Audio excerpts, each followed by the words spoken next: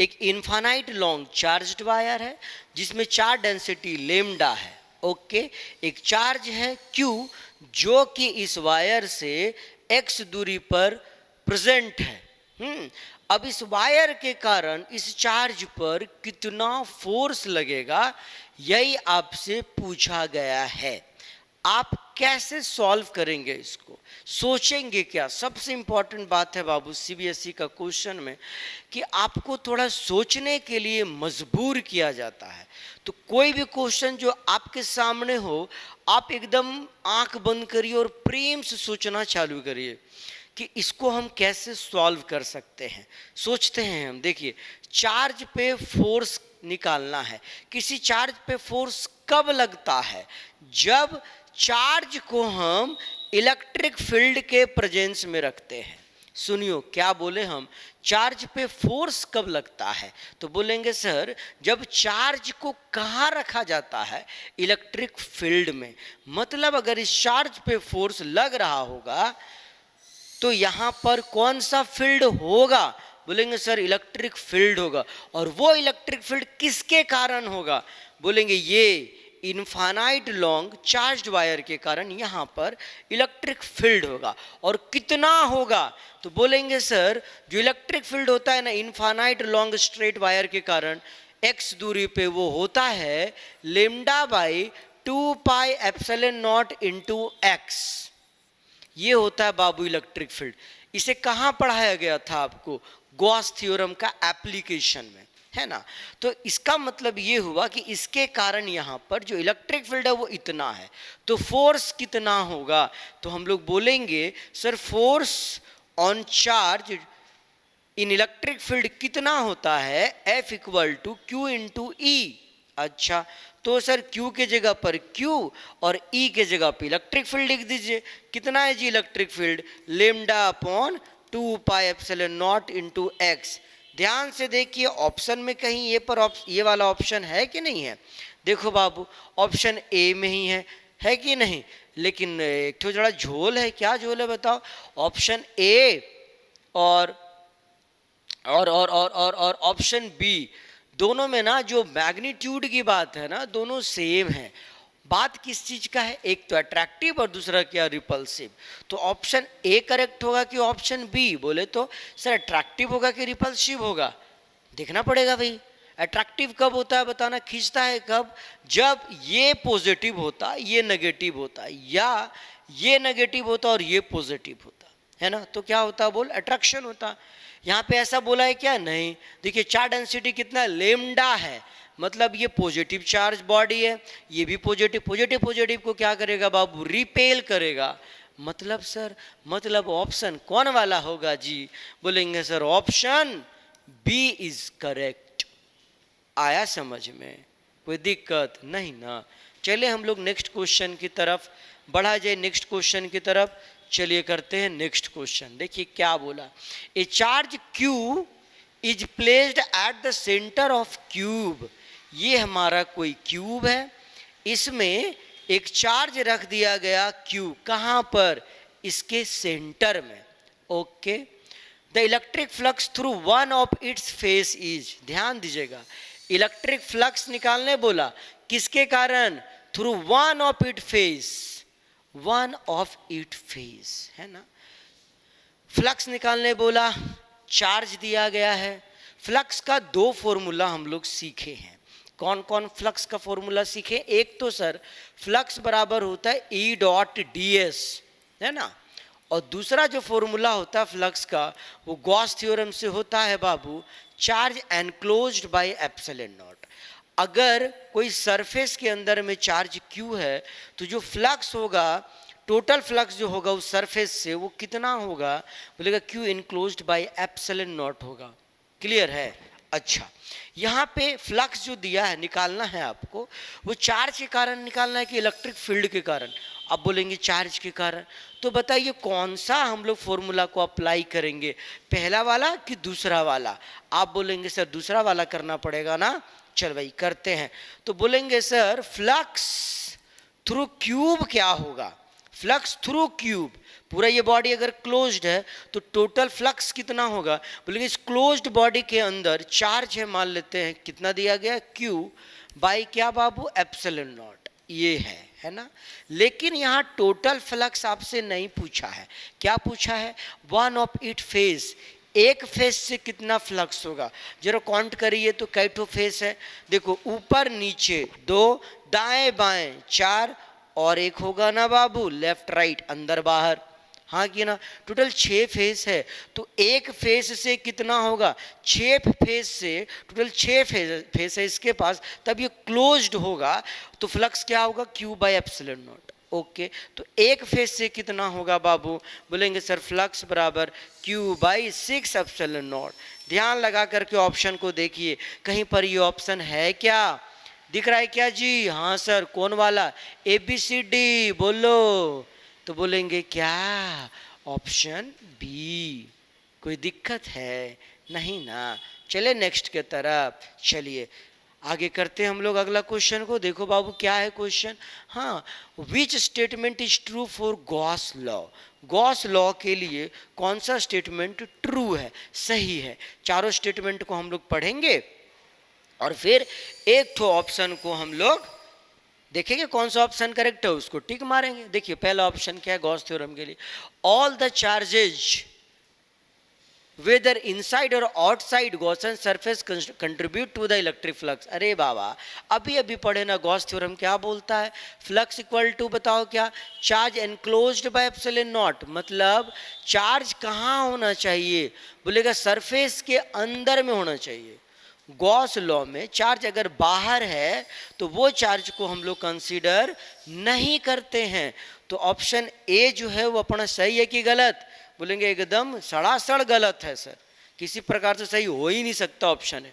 दूसरा पे आते हैं, electric flux depend upon the geometry of the Gaussian surface. सुनिएगा ध्यान से, एक छोटा सा स्फेयर है, एक बड़ा सा स्फेयर है, एक टेढ़ा मेढ़ा कोई बॉडी है, हाँ, इसके अंदर में अगर चार्ज क्यू है, इसके अंदर में भी चार्ज क्यू है, और इसके अंदर में भी चार्ज क्यू है, तो बताइए यहाँ पर फ्लक्स क्या होगा, बोलेंगे सर फ्लक्स बराबर Q by epsilon not, charge enclosed by epsilon not. यहाँ भी बताइए क्या बोलेंगे, charge enclosed by epsilon not, charge कितना है इसके अंदर में, क्यू बाई क्या बोलो एप्सिलॉन नॉट। ये वाला सरफेस के अंदर में भी चार्ज क्या है, क्यू, तो बताइए फ्लक्स क्या होगा, बोलेंगे sir Q by epsilon not. अरे हाँ कि ना, तो सरफेस कैसा भी हो, सर्फ छोटा हो बड़ा हो जैसा भी हो, पर फ्लक्स जो होगा वो अलग अलग नहीं होगा। अगर चार्ज क्यू है तो फ्लक्स क्या होगा, क्यू बाई एप्सिलॉन नॉट, छोटा और बड़ा से मतलब नहीं है। तो ये वाला भी ऑप्शन का क्या हो गया, कट्टी कट्टी हो गया सर। चलिए ऑप्शन सी बताइए, Gauss theorem can be applied to non uniform electric field. बोलता है क्या है, गॉस थ्योरम जो है can be applied to non uniform electric field, बताना है। बोलता है गॉस थ्योरम को क्या हम लोग अप्लाई कर सकते हैं नॉन यूनिफॉर्म इलेक्ट्रिक फील्ड के लिए, नहीं रे, देखो समझो, इस सरफेस में अगर गॉसियन सरफेस हम लोग बनाते हैं तो इस जगह हर जगह पे क्या होगा बताओ, तुम बोलेगा सर इलेक्ट्रिक फील्ड क्या होगा, सेम होना चाहिए, है ना। तो ये ऑप्शन भी क्या हो गया बाबू, इनकरेक्ट। इसको देखो तो जरा, electric field over the Gaussian surface remain continuous and uniform at every point. बोलता है क्या कि इलेक्ट्रिक फील्ड जो होगा बाबू गॉसियन सरफेस पे वो क्या होगा, बोलेगा सर एवरी जगह पे क्या होगा बताओ, सेम होगा। एवरी जगह पे क्या होगा, सेम। आप याद करिए, अगर आप किसी स्ट्रेट वायर के कारण इलेक्ट्रिक फील्ड निकालते थे, याद है, तो ये जो गॉसियन सरफेस हम था ये वाला हमारा, यहाँ पे इलेक्ट्रिक फील्ड कहीं पर भी निकालिए, यहाँ यहाँ यहाँ यहाँ यहाँ कहीं पर भी क्या होता है बताइए, सेम। या स्फेरिकल बॉडी स्फेरिकल चार्ज के कारण निकाले थे हम लोग, तो हर जगह पे आर दूरी पे क्या होता है बताना, इलेक्ट्रिक फील्ड सेम होता है ना। तो हम लोग क्या बोलेंगे बताओ, क्या होगा बाबू, बोलेगा जो गॉसियन सरफेस है वहाँ जो इलेक्ट्रिक फील्ड होता है वो क्या होता है, एक तो कंटिन्यूअस होता है और यूनिफॉर्म होता है ना, समझा बात को। तो ऑप्शन क्या होगा बाबू, बोलिए, बोलेंगे सर ऑप्शन डी करेक्ट होगा, कोई दिक्कत नहीं ना। चला जाए आगे की तरफ, चलिए अब अगला क्वेश्चन हम लोग देखते हैं। अगला क्वेश्चन क्या है, नेक्स्ट क्वेश्चन ध्यान से देखिए और पढ़ने की कोशिश करिए। क्या बोलता है जी? बोला the magnitude of electric field due two point charge 2q at a distance r is e। एक चार्ज है मेरे पास 2q, हाँ, इसके कारण r दूरी पर एक पॉइंट है, पॉइंट p, तो यहाँ पर है इलेक्ट्रिक फील्ड E। कितना इलेक्ट्रिक फील्ड है बाबू? E। बोला क्या? जो इलेक्ट्रिक फील्ड है वो E है, और E बराबर क्या होगा? बोलेंगे sir K into charge 2q बटे दूरी क्या है? R का स्क्वायर, है ना। यहाँ पर जो इलेक्ट्रिक फील्ड है वो E, और E बराबर क्या होगा? KQ बटे दूरी का स्क्वायर, चार्ज 2q लिख दिया हम। अब क्या सवाल बोला? Then the magnitude of electric field due to uniformly charge thin spherical shell of radius r with total charge q, okay, at distance r by 2। At distance क्या बाबू? r by 2।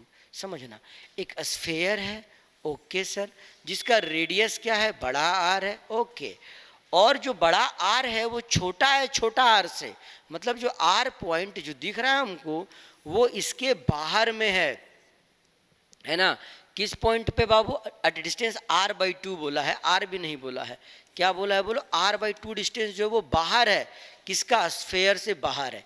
इस पॉइंट पे आपको बताना है कि इलेक्ट्रिक फील्ड कितना होगा अगर ये जो चार्ज्ड बॉडी आपको दिख रहा है, ये स्फेरिकल सेल, इसमें चार्ज कितना है?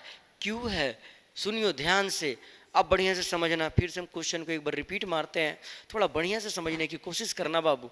बोला क्या? एक चार्ज बॉडी है, ओके, चार्ज है, चार्ज बॉडी ने एक पॉइंट चार्ज है 2q का, r दूरी पे, इसके कारण इलेक्ट्रिक फील्ड E है। ओके सर, एक स्फेयर है जिसका रेडियस बड़ा r है और चार्ज q है, इसके कारण r by 2 दूरी पे बताना है आपको इलेक्ट्रिक फील्ड कितना होगा अगर इसके कारण E है तो।